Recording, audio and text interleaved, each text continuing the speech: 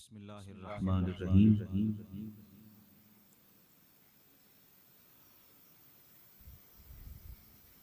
تصوف طریقت کے معنی و مفہوم اور معارف و حقائق کے اعتبار سے ہماری گفتگو کا سلسلہ جاری رہا۔ آج کے جمعۃ المبارک کے موقع پر بھی اسی حوالے سے کچھ عرض کیا جائے گا۔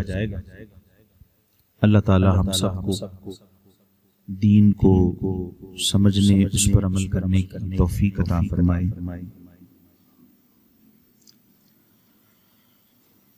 اللہ رب العزت کسی بھی جان پر اس کی طاقت سے زیادہ بوجھ نہیں ڈالتا۔ لا یکلف اللہ نفسا الا وسعها۔ بس یہی وہ معاملہ ہے جس کی وجہ سے سمجھنے اور سمجھانے کے لیے جو ہے وہ فرق کیا گیا کہ شریعت اور طریقت، اور پھر عرض کیا تھا کہ طریقت اور شریعت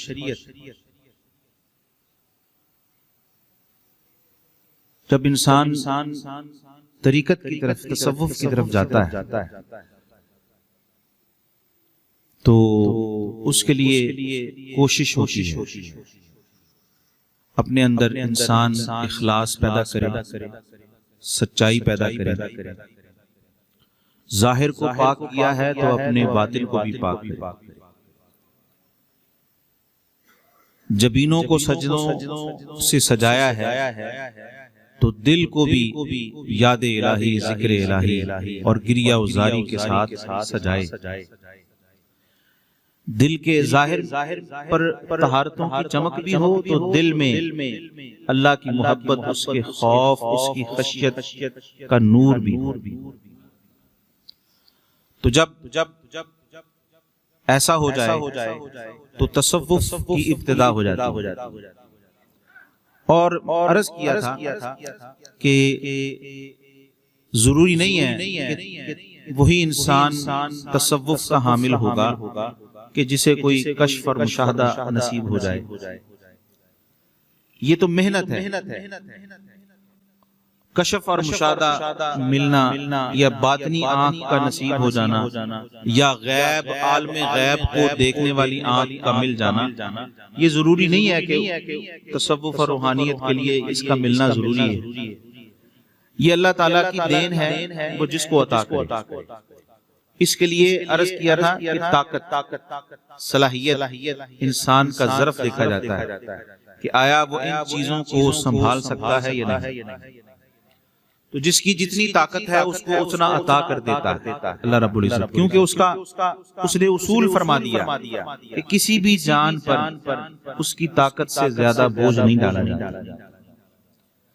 تو جس کے لیے باطنی جو مشاہدات اور کشف اور واردات اور روحانی کمالات جس کی طاقت سے باہر ہوتے ہیں تو اللہ تعالیٰ اسے اس دنیا میں تو عطا نہیں کرتا، لیکن اگر وہ محنت کرے گا تو یقیناً جب اللہ کے حضور پہنچے گا تو وہاں تو دیدار ہی دیدار ہے۔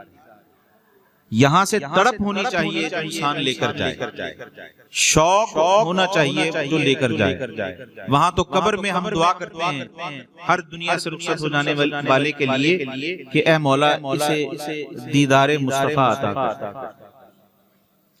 وہاں تو آنکھ ملے گی، لیکن یہاں سے شوق، جستجو، لگن، محنت لے کر جائیں گے تو ملے گی۔ اور یہ بھی اللہ تعالیٰ کا قرآن مجید میں ارشاد ہے واضح کہ جو اس دنیا میں اندھا رہا وہ آخرت میں بھی اندھا ہوگا۔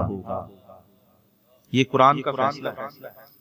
تو کیا مطلب کہ اس دنیا میں دعا ہے نا، دعا ہم کرتے ہیں یہاں. اب دعا کو بھی سمجھ لیں. ہم جو اللہ سے حضور، اللہ کے حضور دعا کرتے ہیں، مولا ہمیں جلوے دکھا، ہمیں اپنا قرب دکھا، اپنا دیدار عطا کر، ہمیں روحانی آنکھ عطا کر، ہمیں باطنی آنکھ عطا کر کہ ہم بھی تیری رحمتوں کے، تیرے انوار و تجلیات کے جلوے دیکھ سکیں. تو دعا ہے نا. تو دعا آپ کو پتا ہے یا تو قبول ہوتی ہے، دنیا میں قبول ہو جاتی ہے، لیکن کسی کی دعا رائگاں نہیں جاتی، ضائع نہیں ہوتی. کیوں؟ جس چیز کی بھی انسان دعا کرے، اللہ رب العزت کی حکمت ہوتی ہے کہ یہ دعا اس کے حق میں وہ سمجھتا جانتا ہے کہ پوری کر دی جائے یا نہ کی جائے. اب بندہ تو دعا کرتا ہے، اور دعا مانگنا بندے ہی کا کام ہے، اور دعا مانگنا اللہ تعالیٰ کو بے حد پسند ہے، کیونکہ یہ بندگی کا ایک حسن ہے. بندگی کا حسن ہے. وہ بندہ ہی کیسا جو اپنے مولا سے نہ مانگے، اپنے خالق و مالک سے نہ مانگے، وہ بندہ کیسا ہے. یہ بندگی کا حسن ہے کہ بندہ دعا کرتا رہے. انبیاء کرام علیہ السلام، ان سے بڑھ کر کون ہے؟ ان کی مانگی ہوئی دعا 50 سال بعد جا کے پوری ہوئی. انبیاء کی دعا تو رد نہیں ہوتی نا، لیکن حکمت ہے اللہ تعالیٰ کی. دعا مانگی، ہم نبی ہیں، نبی ہو کر بھی ضروری نہیں ہے دعا فوراً قبول ہو جائے، 50 سال بعد جا کر قبول ہوئی. تو یہ تو انبیاء کے ساتھ معاملہ ہے. تو عام بندے دعا کرنی ہے، اللہ کے حضور مانگنی ہے، اجر ملے گا، ثواب ملے گا. لیکن یہ نہ سمجھیں، یہ نہ سوچیں، اور بندگی کا تقاضا بھی یہی ہے کہ مالک عطا کر دے تو ٹھیک ہے، اگر نہ عطا کرے تو کیا ہم اس کے در پہ بیٹھنا چھوڑ دیں، اس کی چوکٹ پہ آنا چھوڑ دیں؟ یہ کیسی بندگی، یہ کیسی نوکری ہوئی؟ تو اگر اس کو مالک مانتے ہیں تو پھر چاہے وہ دے یا نہ دے، اس کا در تو نہ چھوڑے. سوالی تو بنے رہے، چوکھٹ کے ساتھ جمے رہے، اور گدا بنے رہے، فقیر بنے رہے اس کے گھر، اس کے در کے، اس کی عطاؤں کے. جھولی بھرتی رہے تو تبھی ہم ماننے والے ہوں گے. یہ تو وہ چوری والے عاشقوں کی بات ہو گئی کہ عاشق کچھ وہ ہوتے ہیں جو چوری کے لیے بیٹھے ہوتے ہیں. تو اس کا مطلب ہے کہ ہم وہ بندے ہیں کہ ملتا رہے تو ٹھیک ہے، نہ ملے تو پھر مالک کا در اور دوبارہ چھوڑ دینا ہے. نہیں، یہی تو لذت ہے. یہی مالک تو نے عطا کر دیا، تو نے عطا کیا، تو بہتر سمجھتا تھا، تو نے عطا کر دیا. اور اگر نہیں عطا کیا تو جس حال میں مالک رکھے اس حال میں خوش رہے. یہی بندگی کا حسن ہے. تو ہم دعا کرتے ہیں دوستو. یہ تو دعا کے حوالے سے ضمناً ذکر آیا. تو دعا ہم کرتے ہیں. آج ہم دعا مانگتے ہیں، مانگیں گے اس کے قرب کی دعا مانگیں گے. اے مولا ہمیں اپنے جلوے دکھا، ہمیں مالا اعلیٰ دکھا، ہمیں اس دنیا میں رہتے ہوئے ہمیں باطنی آنکھ عطا کر. یہ سب دعائیں حق ہیں، لیکن ضروری نہیں ہے کسی کے حق میں، ہر ایک کے حق میں وہ دعائیں قبول بھی ہو جائیں. وہ دعا کرنا ضروری ہے، ثواب ملے گا. وہ دعا جو اس دنیا میں پوری نہیں ہوئی وہ اللہ تعالیٰ کی خزانہ عطا میں جمع ہو جاتی ہے. یہ حدیث پاک سے مفہوم بتا رہا ہوں. وہ اللہ کے ہاں جمع ہو جاتی ہے. اللہ تعالیٰ کسی اپنے بندے کی دعا کو رد نہیں کرتا. حکمت ہے، فوراً پورا اس دنیا میں فوراً نہیں پوری ہوگی تو کچھ عرصے بعد حکمت کے پیش نظر جب وقت آئے گا، جب ماحول سازگار ہوگا، جب اللہ رب العزت دیکھے گا کہ اب بندے کی یہ چیز حاجت پوری ہوگی تو بندے کو کوئی نقصان نہیں ہوگا. ہم دعا مانگتے ہیں، منہ سے ہر چیز مانگ لیتے ہیں، لیکن یہ نہیں سوچتے وہ چیز جو آئے گی وہ اپنے نفع نقصان کے ساتھ آئے گی. تو پھر اللہ تعالیٰ تو ہمیں چاہتا ہے، وہ چاہتا ہے میرے بندوں کو نقصان نہ پہنچے. تو لیکن جو بندے پھر ہٹ درمی کرتے ہیں، ضد کرتے ہیں کہ ہمیں ہمارے رب تو ہماری دعائیں ہی قبول نہیں کر رہا، ہم نے یہ چیز مانگی، یہ مانگا، مل ہی نہیں رہا، کب ملے گا؟ سب باقیوں کو دیے جا رہا ہے، ہمیں نہیں دے رہا، ہمیں نہیں دے رہا. وہ جیسا کہ حکایتاً ہے نا، تمثیل ہے کہ وہ جو مجنوں تھا، لیلا بانٹ رہی تھی، پیالوں میں بھر رہی تھی، سارے عاشق بیٹھے ہوئے تھے، تو جب اصل جو عاشق ہے مجنوں، وہ لائن میں جب پہنچا تو لیلا نے سب کے پیالوں میں وہ چوری ڈال رہی ہے، جب اس کا اصل عاشق جو آیا اس کے پیالے کو ہاتھ مار کے توڑ دیا، پھینک دیا، ہیں جی، سارے ہنسنے لگے، وہ وجد کرنے لگا، مجنوں جو تھا اس لیلا کی اس حرکت پہ وہ وجد کرنے لگا، سارے ہنسنے لگے، کیسا پاگل ہے، اس کا پیالہ توڑ دیا ہاتھ مار کے، ہنس رہا ہے۔ وہ کیوں وجد کر رہا تھا؟ وہ بتا رہا تھا اپنی زبان حال سے کہ باقیوں کے پیالے کیوں نہیں توڑے، میرا پیالہ کیوں توڑا؟ تو مولا یہ ایک تمثیل ہے، صرف تمثیل کی حد تک۔ تو وہ جو اس کے عاشق ہیں، اس کو چاہنے والے ہیں، تو سب کو تو وہ عطا کر رہا ہے، جس کو نہیں عطا کر رہا کیا پتا اس کا اس نے درجہ بلند اور کرنا ہو، کیا پتا اس بندے کو اس نے باقیوں سے الگ کر کے اپنی بارگاہ کا خاص قرب عطا کرنا، اس کے حق میں اللہ تعالیٰ نے، اس خالق و مالک نے کوئی اور ہی فیصلہ سوچا ہو، اس کی تقدیر کا کوئی اور ہی انداز سوچا ہو، اسے نوازنے کا کوئی اور ہی انداز سوچا ہو، تو جس کی جتنی طاقت ہوتی ہے، جس کی جتنی طاقت ہوتی ہے اس کے مطابق اس کو عطا کیا جاتا ہے۔ اور پھر دوستو قرآن مجید میں ہم جو اللہ رب العزت کا بننے کی بات کرتے ہیں تو اور اللہ کے ولیوں کی بات کرتے ہیں، اللہ کے ولیوں کی نسبت کی بات کرتے ہیں، قرآن مجید میں اللہ تعالیٰ نے فرمایا وَاصْبِرْ نَفْسَكَ مَعَ الَّذِينَ يَدْعُونَ رَبَّهُمْ بِالْغَدَاةِ وَالْعَشِيِّ۔ اب اندازہ کیجئے، دعا نہ پوری ہو رہی ہو، یہ بھی تو صبر ہے۔ دعا اللہ سے مانگی، ایک سوال کیا اپنے خالق و مالک سے، تو ایک تو صبر ہے، مصیبت آئی، پریشانی آئی، بیماری آئی، حالات تنگ پڑ گئے، کاروبار میں نقصان ہو گیا، کوئی ڈکیتی ہو گئی، واردات ہو گئی، بہت کوئی جانی مالی نقصان ہو گیا، انسان پر دنیا میں آفت ٹوٹ پڑی، بلائیں ٹوٹ پڑیں، مصیبتیں آ جائیں، بیماریوں نے گھیر لیا ہو، مشکلات نے گھیر لیا ہو، تو یہاں بندہ اللہ کی رضا اور تقدیر کو پیش نظر رکھتے ہوئے کیا کرتا ہے؟ اگر سمجھدار ہو تو کیا کرتا ہے بتائیے؟ صبر کرتا ہے۔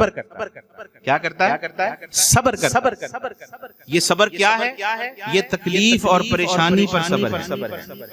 اب تکلیف اور پریشانی سے انسان کتنا پریشان ہوتا ہے اور اس کا سکون برباد ہو جاتا ہے، اس کا سکون برباد ہو جاتا ہے، اسے غم آ جاتا ہے، اس کا چین ختم ہو جاتا ہے، راحت ختم ہو جاتی ہے، بے سکونی آ جاتی ہے وقت ظاہری طور، تو پھر انسان اس پریشانی کی حالت میں صبر کرتا ہے۔ ایک صبر یہ ہے، ایک صبر یہ ہے، یہ بھی صبر ہے، لیکن اس سے ایک علاوہ ایک اور صبر ہے کہ کسی بندے کے سینے میں آقا و مولا حضرت سیدنا محمد مصطفیٰ صلی اللہ علیہ وآلہ وسلم کے دیدار کی تڑپ کی آگ بھڑک، کسی کے سینے میں بھی آگ بھڑک سکتی ہے، آپ میں سے، ہم میں سے، کسی کے دل میں وہ جوت لگ جائے کہ میں نے تو اپنے آقا کو دیدار کرنا ہے، اور صبح و شام وہ اس کی تیاری کرنا شروع کر دے، درود و سلام پڑھنا شروع کر دے، اور حضور کو راضی کرنے کی کوشش میں لگ جائے، اور ہر گناہ سے، بدی سے، برائی سے، نافرمانی سے، ہر ایسے کام سے خود کو بچاتا ہوا چلتا رہے کہ کہیں اللہ ناراض نہ ہو جائے۔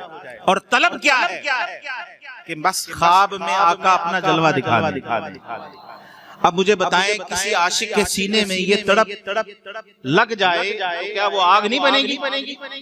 اور وہ آگ بھڑکے گی نہیں؟ وہ صبح و شام اس کو جلائے گی نہیں؟ وہ عشق کی آگ، وہ تڑپ وہ بے قراری اب بنی یا نہیں بنی؟ بولیے عاشقوں کے سینوں میں یوں ہی تو نہیں رخت سفر باندھ کے زیادہ راہ لے کے بھاگتے بھاگتے جاتے ہیں. پہلے جب تک نمبر نہیں آتا دعائیں کرواتے رہتے ہیں کہ کہیں ہمارا بھی نمبر لگ جائے، ہم بھی روضہ رسول پہ پہنچ جائے. اور پھر جس کے سینے میں جتنی تڑپ ہوگی، آگ تو ایک الاؤ ہے، جلا دینے والی ہے. تو جب تک دیدار نہیں ہوتا، ارے عاشق کیا کر رہا ہوتا ہے؟ ارے وہ دیدار جب تک نہیں ہوتا، ارے وہ اس تڑپ کو لے کر، اس بے قراری کو لے کر صبر ہی تو کر رہا ہوتا. یہ بھی صبر ہے، یہ صبر کا اعلیٰ درجہ ہے. یہ بھی تو صبر ہے، جیسا کہ امام عالی مقام نے کربلا میں دیدار حق اور دیدار مولا اور اللہ سے ملاقات کا صبر کیا. وہ صبر تھا. لوگ سمجھ رہے تھے کہ مصیبتوں پہ صبر کر رہے ہیں، ارے وہ تو انتظار کی گھڑی میں تھے کہ کب شہادت نصیب ہو اور کب پردے ہٹے اور کب میں اپنے خالق و مالک سے جا ملوں. دنیا کی نظر میں وہ تکلیفوں پہ صبر تھا، ارے ان کے صبر کا یہ ہمارے دیکھنے کی نظر ہے، اور ان کا مقام اس سے کہیں زیادہ بلند تھا. تو یہ بھی تو صبر ہے. وَاصْبِرْ نَفْسَكَ مَعَ الَّذِينَ يَدْعُونَ، کیا اللہ نے فرمایا اے بندو، جو ایسے میرے بندے جو صبح و شام اپنے رب کو پکارتے رہتے ہیں، یاد کرتے رہتے ہیں، تم ان کے ساتھ جڑ جاؤ. اور جڑ کر یہ نہ سوچو کہ ہم داتا کے ساتھ جڑ گئے، ہم خواجہ کے ساتھ جڑ گئے، ہم فلاں پیر کامل کے ساتھ جڑ گئے، ہم نقشبندیہ میں جڑ گئے، قادریہ میں جڑ گئے، سہروردیہ میں جڑ گئے، اس پیر کے ساتھ جڑ گئے، اب ہماری جھولی بھرتی رہے گی، اب ہمیں عطائیں شروع ہو جائیں گی. نہیں، اللہ نے فرمایا ان کے ساتھ جڑ کے صبر کرو. اور صبر کہاں ہوتی ہے، کہاں ہوتا ہے؟ جہاں مشکلات ہوں. تو اللہ نے فرما دیا کہ ان کے ساتھ جڑ کے یہ نہ سوچو کہ اب تمہیں یہ عطائیں کرنا شروع کر دیں گے اور تمہیں نوازنا شروع کر دیں، اب یہاں پہ روٹیاں ملنی شروع ہو جائیں اور عطائیں اور انعامات ملنے شروع ہو جائیں. نہیں، ان کے ساتھ جڑ جاؤ. جس مشکل میں ہیں یہ ہر دم ان پر مصائب و آلام ہیں، یہ ہر دم ریاضتوں میں ہوتے ہیں، ہر دم صبر کا دامن تھامے ہوتے ہیں. ان کے ساتھ جڑ جاؤ. ان کے ساتھ جڑو گے تو ان کے صدقے تمہیں رب بھی ملے گا، مصطفیٰ بھی ملے گا. لیکن ان کے ساتھ جڑو گے تو ان کی تعلیم، ان کے ساتھ رہنا آسان نہیں ہے، کیونکہ قرب نصیب ہو گیا نا. تو جب قرب نصیب ہو جائے تو وہاں امتحان بھی بڑھ جاتا ہے. اللہ کے ولیوں کے ساتھ کی بارگاہ اللہ کی بارگاہ ہوتی ہے. تو جب ان کے ساتھ کسی کا دامن استوار ہو جائے تو گویا وہ رب کے ساتھ جڑ گئے، وہ رب کی بارگاہ میں پہنچ گئے، وہ رب کے قریب ہو گئے. اب امتحان بڑھ گیا، اس لیے اللہ نے فرمایا اب تمہارا حال عام لوگوں کی طرح نہیں ہے. اب تم اس مرشد کامل، اس ولی کامل کی بارگاہ میں، اس کے روپ میں بہت سے نظارے تمہیں ملیں گے. بہت سی چیزیں اپنی آنکھوں سے دیکھو گے، کرامات دیکھو گے، حقائق دیکھو گے، اور جب سب یہ چیزیں دیکھو گے پھر تم دیکھنے والے ہو جاؤ گے.